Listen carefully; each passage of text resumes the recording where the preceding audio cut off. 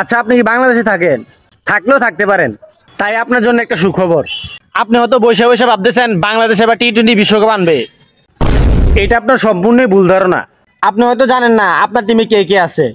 আপনার টিমে আছে টিকিটের মূলানিসা লিটন কুমার দাস, তারপর আছে লর্ড শান্ত, আবার শুরুম সাকিব আছে। কিন্তু তাদেরকে নিয়ে আপনি বিশ্বকাপ জিতবেন, এটা কল্পনার বাইরে। গত 3 বছরও তাদের কোনো ফর্ম নাই। বাপদাদারা যা দিয়ে গেছে তা দিয়ে চলতেছে।